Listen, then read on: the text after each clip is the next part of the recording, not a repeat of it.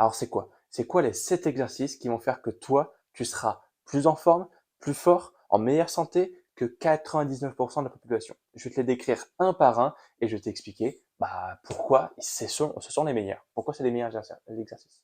Donc le premier, c'est le farmer walk. Il y a plein de dérivés, mais voilà. Je te mettrai des vidéos à l'appui à chaque fois. Le farmer walk, c'est un exercice excellent pour stimuler ton gainage, ton tronc, ton grip, donc la poigne.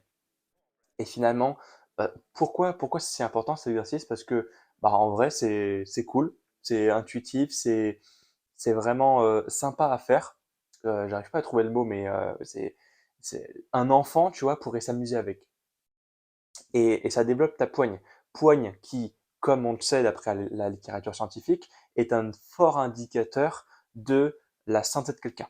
Je pense que tu as dû remarquer que le matin, quand il faut ouvrir un bocal de miel ou quelque chose, tu vois, un bocal de confiture, le matin, tu n'as pas du tout de force. C'est normal parce que, en fait, la, la biologie fait que, enfin, la chronobiologie fait que tu seras plus fort le soir que le matin. Mais de manière générale, quelqu'un qui a une poigne forte, tu vois, sera en meilleure santé que quelqu'un qui n'a pas de poigne du tout. Et ça, c'est un indicateur. Et c'est pour ça que d'ailleurs, les vieilles personnes n'ont pas beaucoup de force de préhension. Et tu verras que ceux qui ont travaillé leur physique toute leur vie, etc., sont en meilleure santé que ceux qui n'ont jamais fait de sport de leur vie à 80 ans. Voilà. Donc le farmer walk, excellent exercice de gainage que tu peux intégrer. Donc farmer walk, ça se fait avec deux kettlebells ou deux haltères, peu importe, mais tu peux le faire en yoke. Alors je crois que c'est du yoke. Ah non, non, c'est pas yoke. C'est le farmer carry aussi, mais tu as des sortes de rondins. Je te mettrai la vidéo à l'appui. Des rondins que les strongman utilisent pour vraiment mettre beau, enfin très très lourd. Parce que là, en fait, le truc, c'est que tu vas être limité par les haltères de 50. Quand tu deviens très très fort en poigne, 50 pour toi, par main, ça devient rien du tout, tu vois. Tandis que si tu prends les boudins, comme je te l'ai dit, alors je sais plus du tout comment ça s'appelle, mais si tu les prends, eh ben, tu vas pouvoir mettre beaucoup plus lourd parce que là, tu vas mettre des plaques de 25 de powerlifting, tu vois, des plaques calibrées. Là, ça peut vraiment être bénéfique. Et donc, le but, c'est d'aller le plus loin possible. Tu peux le faire en suitcase. Donc, suitcase, c'est valise en anglais. Et comme son nom l'indique, tu portes une valise, donc c'est-à-dire avec une main. Et le but, c'est de rester avec le tronc le plus droit possible. C'est un exercice bonus que je te donne. Mais voilà, tu peux faire ça aussi. Et c'est aussi un très bon exercice. Alors, tu peux l'intégrer de différentes manières, hein. Tu peux faire 4 séries de 10 mètres. Tu peux faire un total, je sais pas moi, parcourir 100 mètres le plus rapidement possible. Je sais pas, et d'autres plein de méthodes différentes que tu peux utiliser pour intégrer cet exercice dans tes entraînements. Le deuxième exercice, c'est le low raise. Qui a dit que les élévations latérales, quand tu dépassais ici le point, le momentum, tu vois, parallèle, enfin oui, parallèle au sol, quand tu dépassais là, et ben, ça allait être mauvais pour tes épaules. Les haltérophiles chinois, d'où son nom, hein, le Lu Raise, ça vient de l'haltérophile chinois Lu, qui a inventé cet exercice et qui fait que il a des trapèzes et des épaules énormes. Je dis pas que c'est le meilleur exercice pour prendre du muscle, mais en tout cas, si tu veux explorer toute la force que tu as dans l'articulation de l'épaule, les Lu Raise, c'est excellent. Attention avec les hyperlaxes. Je le sais parce que ma copine est hyperlaxe et je sais qu'elle a certaines douleurs ou certaines compensations vis-à-vis de ça. Donc attention à ça. Mais si tu en as marre de faire des élévations latérales et que tu veux intégrer des low raise, tu peux. Et en plus, c'est un exercice assez sympa. Alors ça va vraiment brûler beaucoup les épaules puisque finalement, ça va être un exercice à forte tension de contraction. Puisque tu vas être ici, là, avec des haltères et tu vas devoir contracter au maximum. Puis après, tu vas devoir retenir la descente, etc., etc. Je te mettrai des vidéos à l'appui, évidemment. Maintenant, les exercices suivants, ça va être les kettlebell Turkish Get Up. Turkish Get Up, c'est quoi? Bah, c'est un relevé turc, si je pourrais traduire. Mais pourquoi c'est important, et je te mettrai la vidéo à l'appui, pourquoi c'est important de le faire? Parce que se relever sans utiliser les mains ou quoi, hein, c'est un indicateur de bonne santé. Tu verras que si tu demandes à ta mamie de se lever sans utiliser les mains, elle n'y arrivera pas. Mais quelqu'un qui est en forme physiquement, qui a assez de force au niveau du gainage aura la force nécessaire pour se relever. Tandis que ta mamie, non. Donc voilà, tu peux l'intégrer. Tu peux l'intégrer avec des kettlebells, avec des haltères, avec une barre. Je sais qu'il y a un mec sur Insta qui l'a fait avec une barre de 100 kilos. Alors énorme le gars, mais voilà, tu peux l'intégrer. C'est un travail qualitatif à faire. C'est pas comme de la muscu, tu vas pas faire 4 séries de 10 de Turkish Get Up, de Turkish Get Up. C'est plus un exercice de force générale. Donc là, tu vas peut-être faire, je sais pas moi, bah, le but, c'est de faire une répétition en vrai.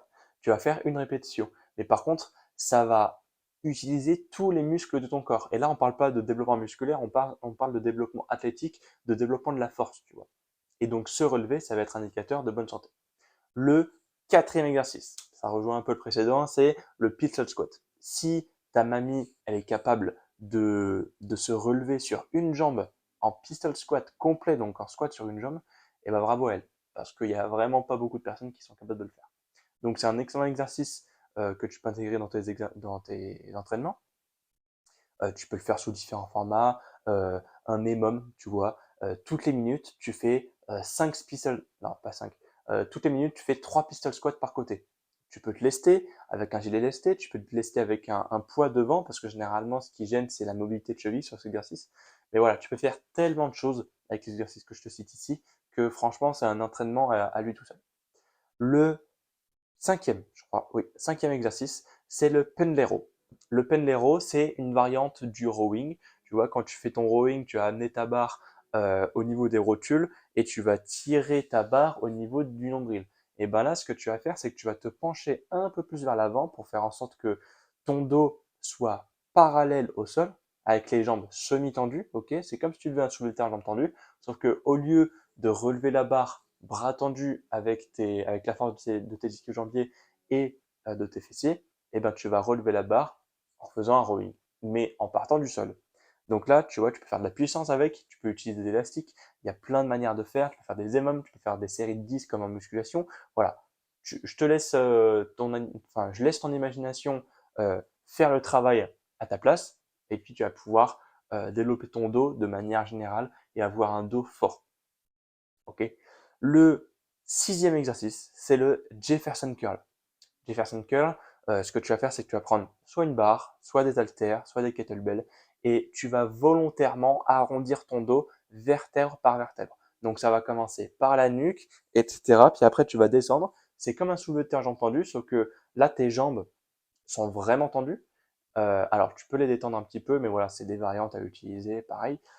Tes jambes sont vraiment tendues et tu vas volontairement arrondir ta colonne vertébrale, excuse-moi, pour renforcer tous les muscles spinaux, tous les multivertébraux et les paravertébraux qui font que bah, tu vas avoir un dos en bonne santé. Alors évidemment, il faut avoir euh, une manière de faire extrêmement progressive pour que tu ne te blesses pas. Parce que forcément, si tu n'es pas du tout habitué à ce genre d'exercice, là, il va y avoir un problème. Mais tu vois, tu commences avec un poids de 5 kilos, tu te surélèves parce qu'en fait, tu vas facilement atteindre le sol à un moment donné. Donc, tu te surélèves, tu prends un step ou quoi. Et le but, c'est de vraiment étirer derrière la chaîne postérieure. Donc, chaîne postérieure, c'est tout ce qui est mollet, ischio, fessier et lombaire, tous les paravertébraux, comme je t'avais dit, qui sont des muscles derrière le dos.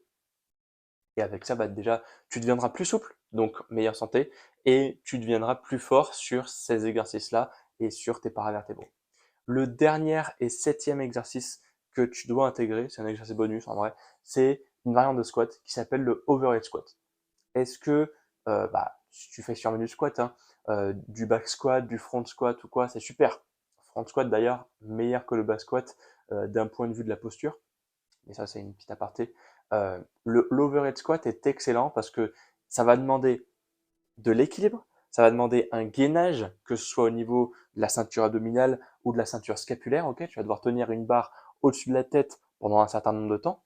Si tu mets lourd en plus, ça peut être bénéfique, tu vois, et ça peut être difficile. Et au niveau de la poigne aussi, ça peut t'aider un petit peu. C'est pas le but de l'exercice. Mais ce qui est très intéressant, c'est que vraiment, si tu fais, je sais pas moi, une série de 10 au overhead squat, après t'es mort. T'es mort. Et ça va travailler tous les muscles du corps, pratiquement, sauf le dos et les pecs, évidemment, parce que la tension fait que c'est pas réparti pareil. Mais en tout cas, quadri, fessiers, les épaules, le gainage, ces 5 groupes musculaires-là, ils sont en train de travailler à fond. Et en isométrie pour les épaules, c'est-à-dire il n'y a pas de mouvement pour les épaules, mais en tout cas tu dois réussir à gainer ici pour maintenir la barre. Et ça, c'est un excellent exercice pour te rendre plus fort. Maintenant, évidemment, c'est des exercices magiques. Non, c'est pas des exercices magiques, c'est juste des exercices qui sont très peu connus, que tu devrais intégrer dans tes entraînements. Mais pour devenir plus fort, bah, faut soulever lourd. Tu vois. Faut soulever lourd. Donc, fais du gros squat, fais du gros bench, tu vois, tu fais des gros exercices. Tous les exercices que je viens de te citer, certes, ils te rendront en meilleure santé parce que bah, la courbe de résistance fait que voilà, ça te rend plus souple, ça te rend plus fort. Il y a des muscles que tu travailles pas forcément, comme les paravertébraux derrière, tu vois. Et c'est ces muscles-là qui vont te sortir plus compétent. Et puis en vrai, ça change un peu de tes entraînements habituels. Mais voilà, sache que c'est pas magique, c'est juste des exercices qui te rendront plus fort de manière générale. Tu vas pas augmenter ton squat de 40 kilos avec ces exercices-là. Non, c'est juste que de manière générale dans la vie de tous les jours, tu seras plus fort et tu seras en meilleure forme physique. Voilà, tout simplement. Bon, je te souhaite une bonne après-midi mon samouraï et on se retrouve sur une prochaine vidéo. Ciao.